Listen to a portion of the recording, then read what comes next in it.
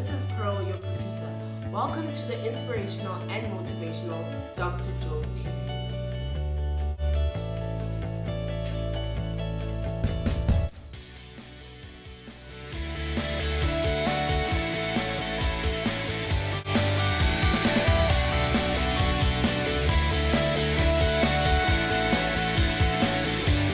Kings 19 verse 18.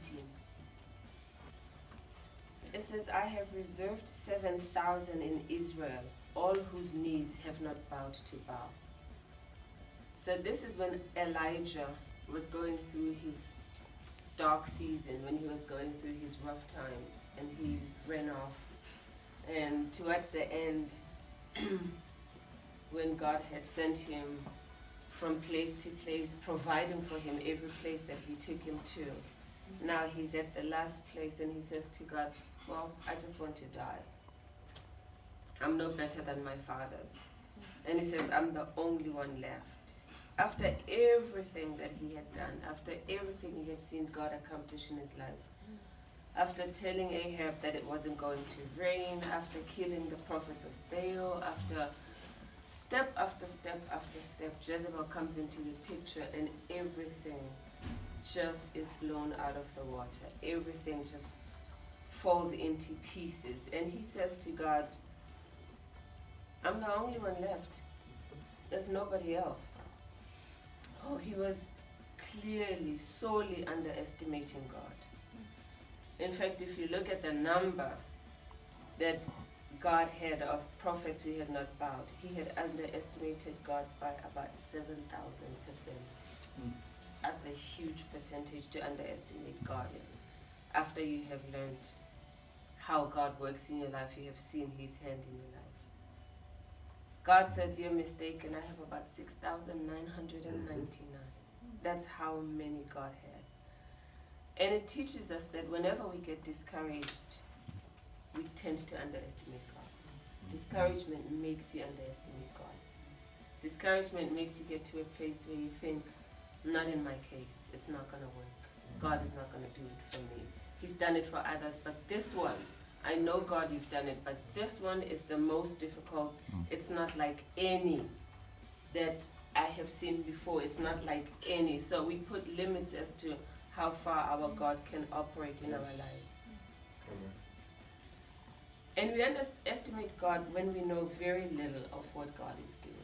I was reading the other day, it says, when things are difficult and you're walking in your storms and you're looking at a straight line, you haven't turned the corner yet and God has already turned the corner and he knows what's around the corner. And your salvation, your deliverance, your relief is around the corner, but because you don't see it, you think it's not there. So Elijah had underestimated God. Our plans don't depend on our view of the things that God is doing. He has plans for us. His plans don't depend on our view. So whatever our view is, don't take God's plans and factor them into your view and say this is what God has. God has far more. You may be going through the most difficult season of your life. God has far more than that. You may be going through whatever it is. You may be going through a sickness. You may be going through whatever. God has more for you than that. So don't let us never allow our views to say, well, God's plans will never be fulfilled because his plans don't fit into my views.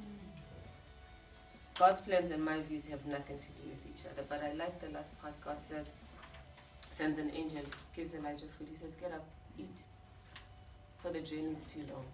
You still have a lot to do.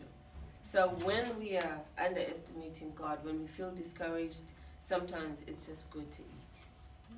Talking to women yesterday, they asked one of the things, what do you do when you go through difficulties? One of the things that I have learned when I go through storms is to sleep. Get into bed, set an alarm and go to sleep. People say, well, you should be praying. It's a good thing to do. If you don't sleep and you're fatigued, you cannot pray. And your mind goes all over the place. So just sleep. And that's what all Elijah needed. The sleep, and he did get the sleep, and the angel says, get up, eat. You need the strength. So we need to constantly eat the word of God because we need the strength for the journey. The journey, for all of us, the journey is still too long. That the enemy will make you think that your journey has been terminated, it's the end of the journey, but it's not. So this is what I'd like to say to all of us this morning. Wherever you are, even in our underestimating God, He understands and He will correct us, but don't give up. God's plan is always right on schedule. Never early, never late, always on schedule. Thank you.